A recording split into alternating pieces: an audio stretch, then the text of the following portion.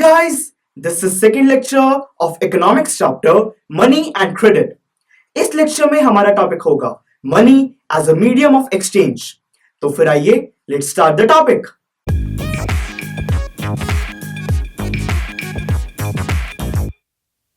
Medium of exchange money का बहुत important function है। आज हम मनी के थ्रू कोई भी गुड और सर्विसेज को यूज कर सकते हैं। फ्रेंड्स, मनी की वजह से जो डबल कोइंसिडेंस ऑफ वांट्स की प्रॉब्लम थी वो भी खत्म हो गई, क्योंकि आज कोई भी अगर कुछ खरीदना चाहता है तो वो मनी के थ्रू खरीद सकता है। अगर कोई कुछ बेचना चाहता है तो वो मनी के लिए बेच सकता है। तो इससे ये जो प्रोसेस है ये बहुत कन्वीनियंट भी है, इजी भी है और कॉम्प्लेक्स नहीं है।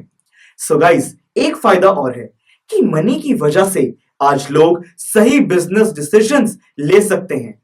टीचर, मनी के और क्या फंक्शंस हैं? मेजर ऑफ वैल्यू मनी का एक और बहुत इंपॉर्टेंट फंक्शन है। गाइस, आज हम किसी भी गुड या सर्विस की वैल्यू मॉनेटरी यूनिट्स में एक्सप्रेस कर सकते हैं।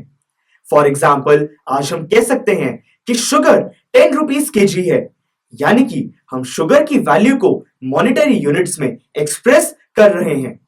अब बात करते हैं मनी की मॉडर्न फॉर्म्स के बारे में। वो हैं पेपर नोट्स, कॉइन्स और बैंक डिपॉजिट्स। गाइस, बहुत साल पहले मनी को यानी कि जो करेंसी है वो बहुत प्रीशियस मेटल से उनको बनाया जाता था, पर आज वो सिर्फ एक पेपर या बहुत नॉर्मल मेटल से बनती हैं। तो फ्रेंड्स, इनका खुद का कोई यूज नहीं है। सर, तो फिर हम उन पेपर नोट्स और कॉइन्स को as a medium of exchange क्यों यूज करते हैं? स्टूडेंट्स, हम मनी को as a medium of exchange इसीलिए यूज करते हैं क्योंकि इसको गवर्नमेंट ऑफ इंडिया ऑथराइज करती है, क्योंकि रिजर्व बैंक ऑफ इंडिया इसकी डिमांड और सप्लाई को कंट्रोल कर सकता है। कोई भी ट्रांजैक्शंस को सेटल करने के लिए इसको रिफ्यूज नहीं कर सकता।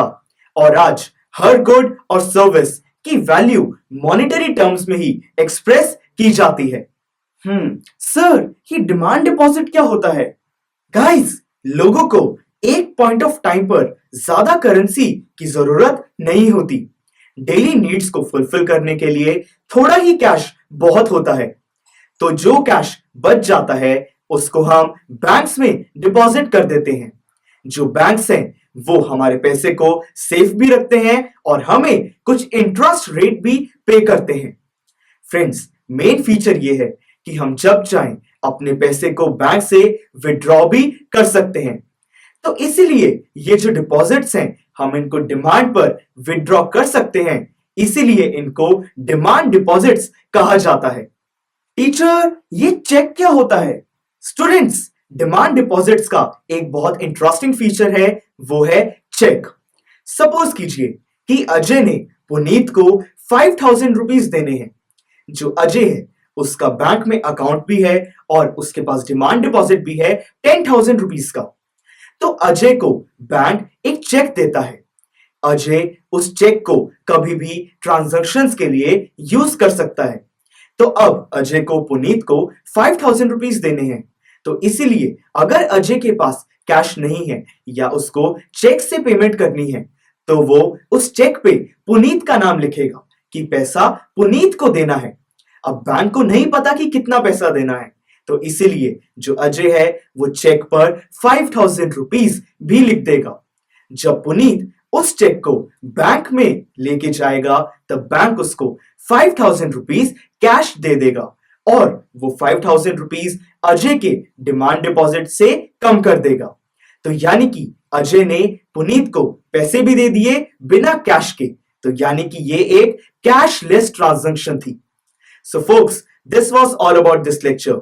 नेक्स्ट लेक्चर में हम बैंक्स की लोन एक्टिविटीज के बारे में बात करेंगे। Click here to go to the next lecture of this chapter.